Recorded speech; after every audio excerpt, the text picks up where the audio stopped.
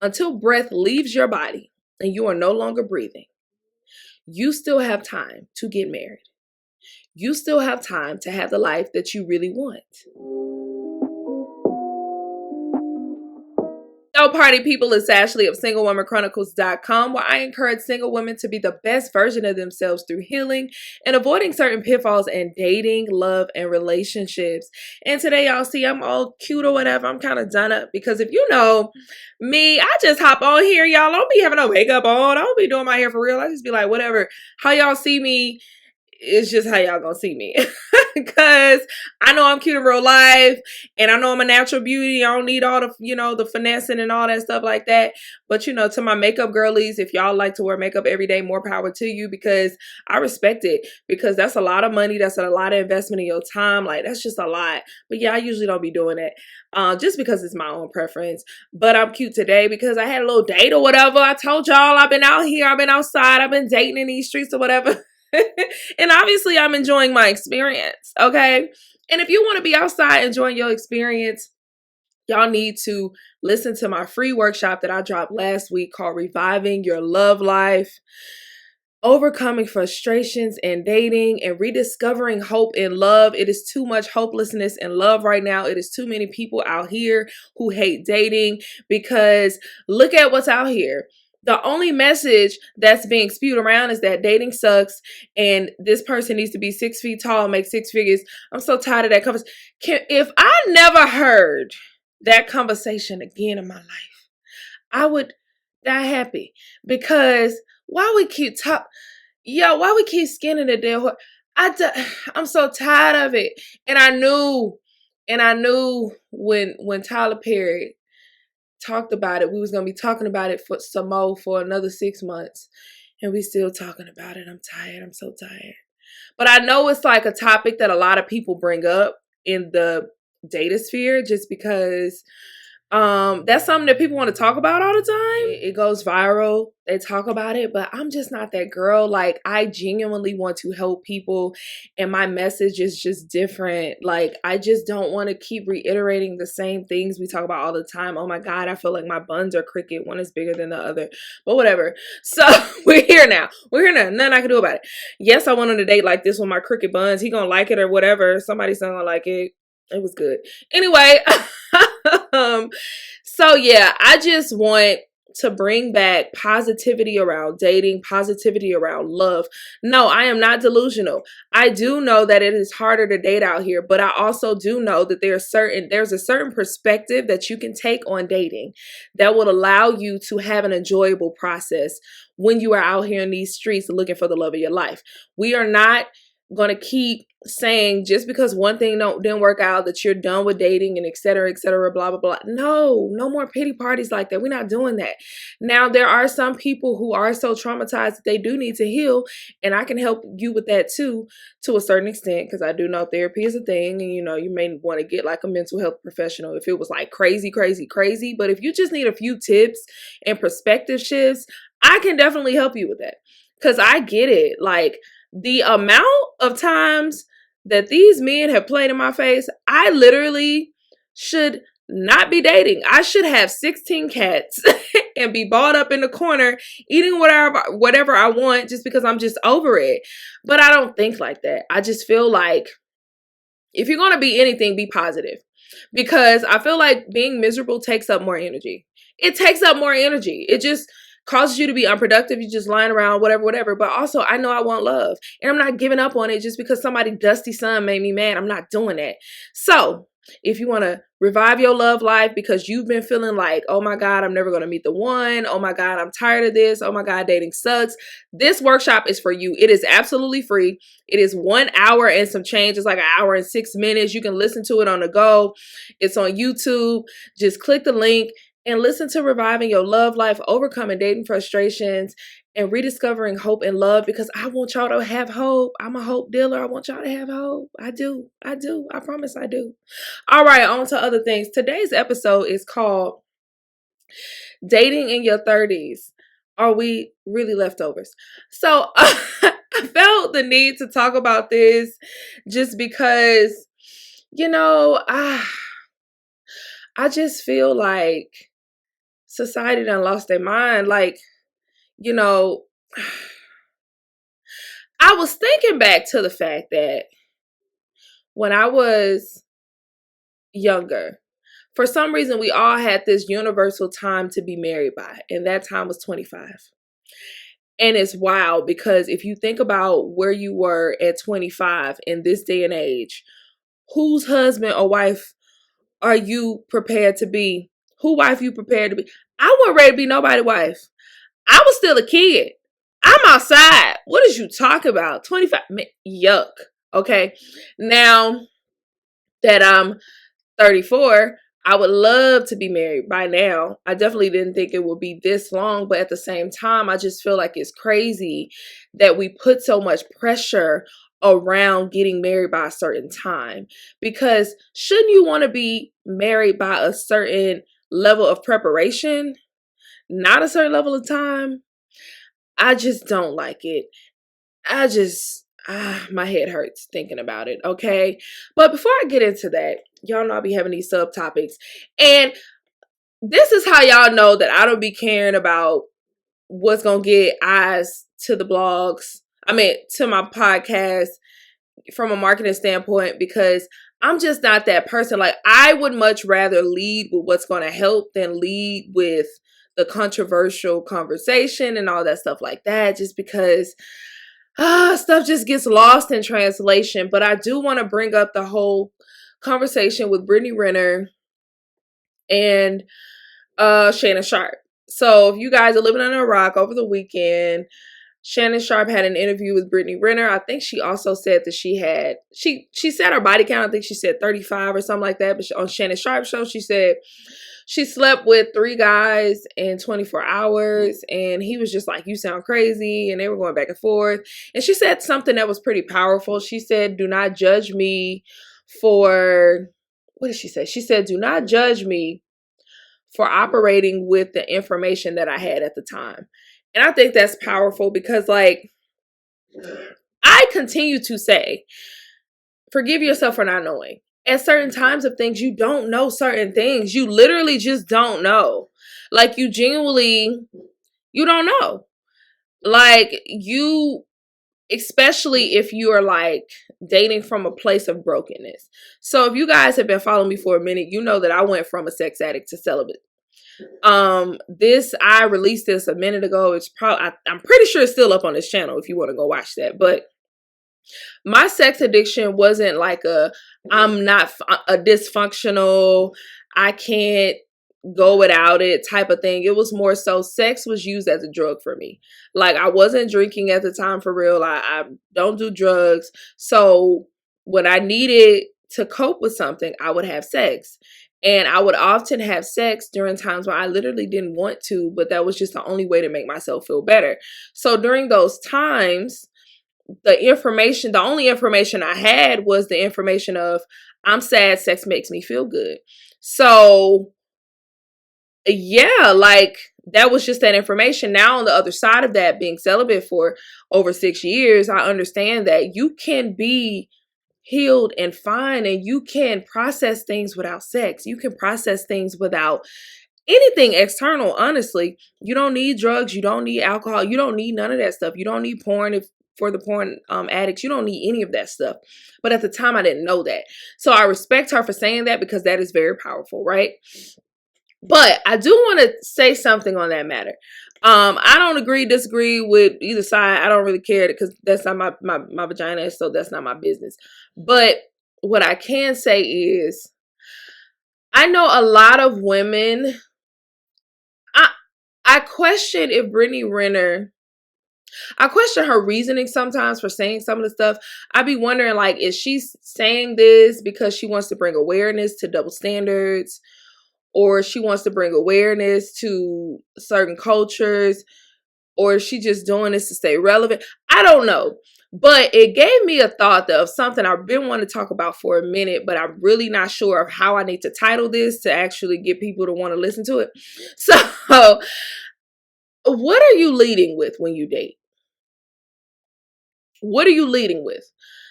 So, people like Brittany Renner, I feel like she leads with her past a lot, and she leads with her brokenness a lot. And I feel like many times you're leading with things that either you find value in, or you're leading with something that you feel is going to disqualify you. So you bring it up immediately in hopes that if they're not going to date you, then they should just go ahead and get it out of the way. So, for example, a Brittany Renner. You're coming on a podcast and you're saying that you had all these sexual partners, you used to have sex with people, whatever. If you feel like that's disqualifying information, you're going to tell somebody that really, like, up front, because you're fearful that if I tell them this later on, then they're going to cut me off, and it will hurt less if I just tell them now because I haven't developed feelings, right? Or you're on the opposite end of that and you'll lead with something like sex, because you're like, okay, sex is the main value that I have, that I feel that I have. So I'm going to lead with sexual pictures, flirtations. I'm going to have sex with you really quick because I feel like that's going to draw you in. I know for me, I used to lead with my brokenness because I felt like my brokenness would disqualify me. So I would tell people, like, super upfront, like, yeah, I had daddy issues and I did X, Y, and Z, and I'm this, that, and the other. Or I would lead with my celibacy many times because I'm like, I want you to know up front, because if you're going to disqualify me, go ahead and do it now, etc., etc. And I think it's necessary to understand what you're leading with, so you kind of can, one, be self-aware of where you are, and two, understand that you ain't got to do all that. You don't have to lead with extremes. You don't have to lead with your disqualifiers because you're fearful that if they're going to cut you off later. But you also don't have to lead with your body if you think that's the only thing that people find valuable. No. You are enough. You're enough. And if the person is right, they're going to stay. Even after the thing you think disqualifies you, gonna make them not want to talk to you. That's not true. That's not true. I want you to be confident. That's why it's so important to have high self-esteem when you out here dating, because, man, listen, these streets will run you up out of here. These streets will have you thinking all kinds of things. So nowadays, I don't lead with my brokenness no more. I don't lead with, like, my past and what I dealt with. No, I lead with me. I go in with my personality.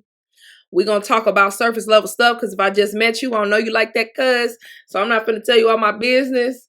When I learn to trust you, then I'll release a little bit more information. I want to get to know you first, because honestly, for me, when I'm on a first date, I'm not thinking about giving nobody no coochie. Like, it's just not that easy. Because even if I was having sex, I'm not finna give it to you real quick.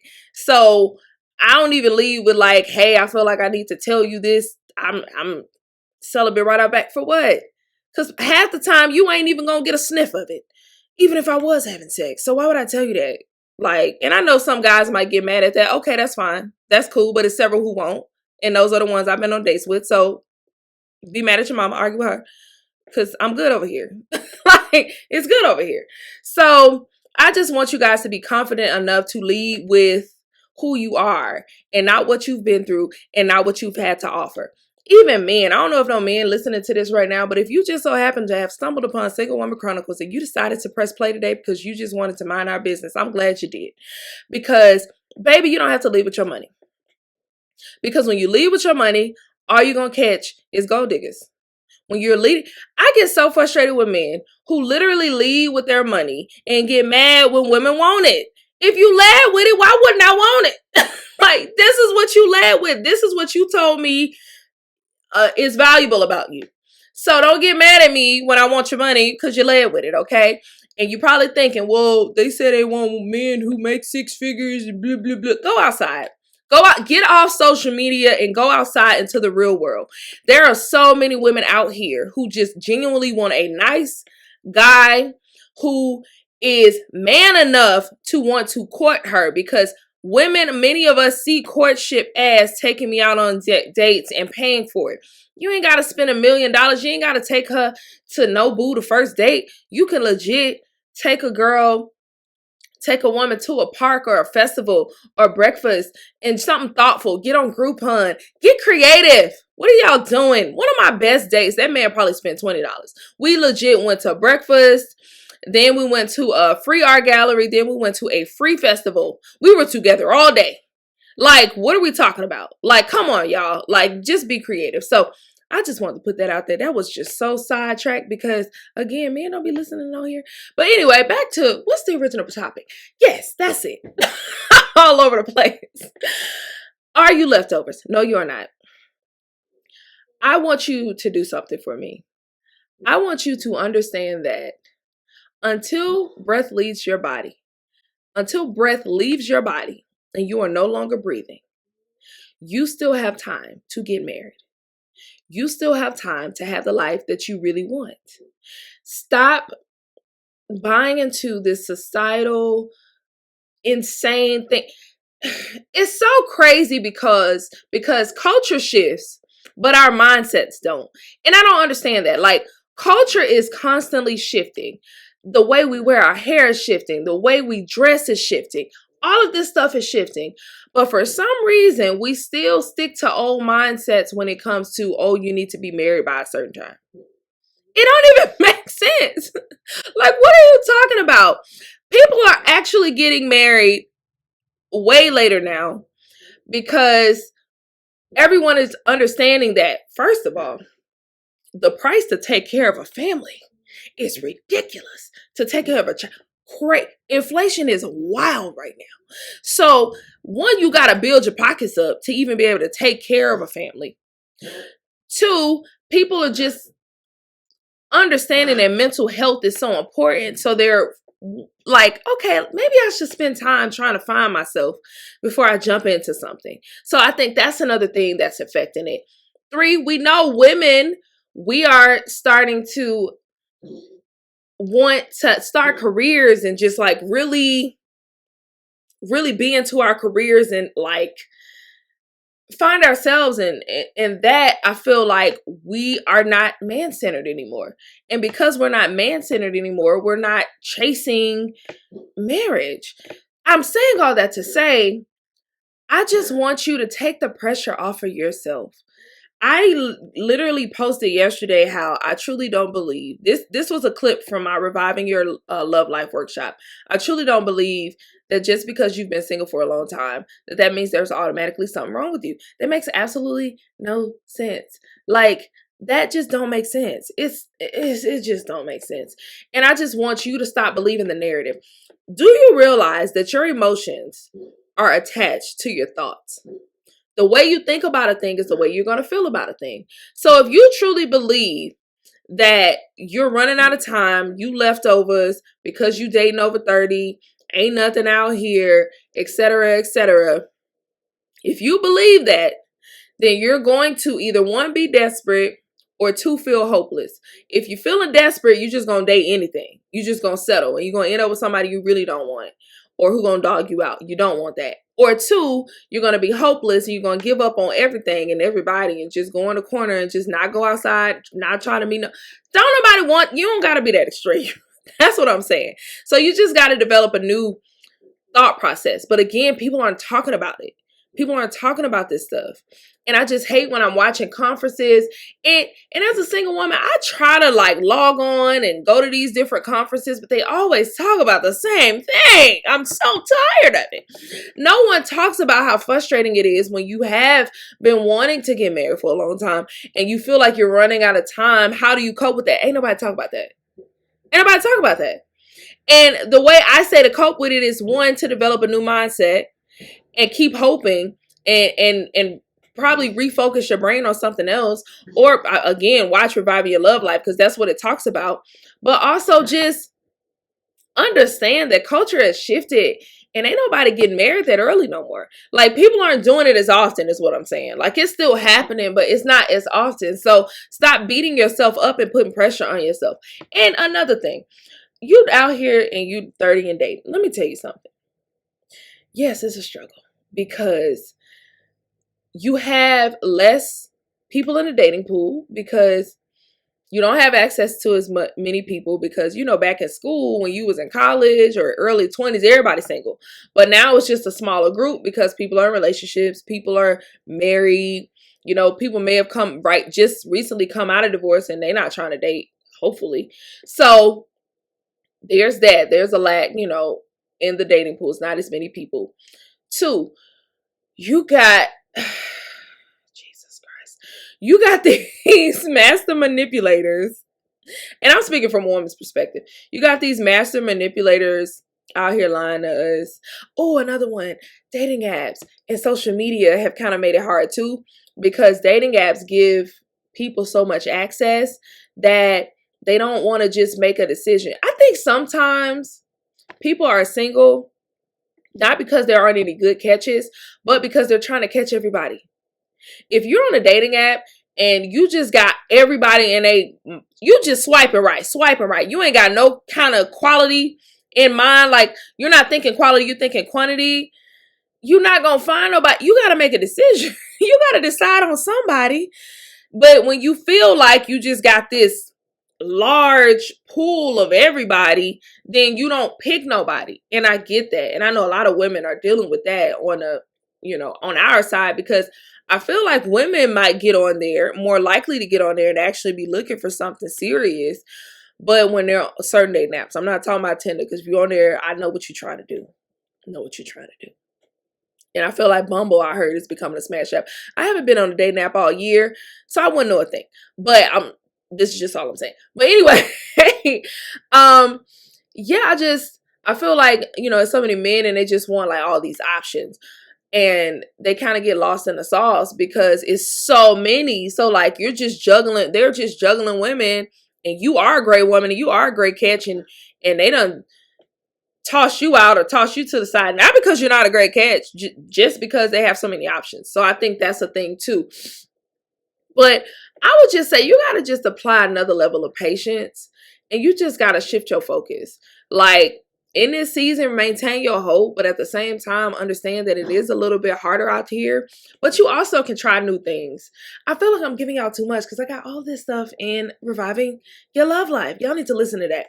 But anyway, the point I'm making, because I'm all over the place today, is no, you are not leftovers. Dating in your 30s is a little bit ghettoer than it would be in your 20s because you have less options. And then in 2023, people are just trying all types of things, and they have, dating apps, and people are socially awkward, et cetera, et cetera. But just step outside your comfort zone, keep hope alive, and just understand that you are not leftovers. You know that stupid saying came from that man, may he rest. But you are not leftovers. You are beautiful. You is kind. You is beautiful. You is smart. And just keep going, man. Hopefully something I said today has resonated, because I know I've been all over the place. But until next time, bye.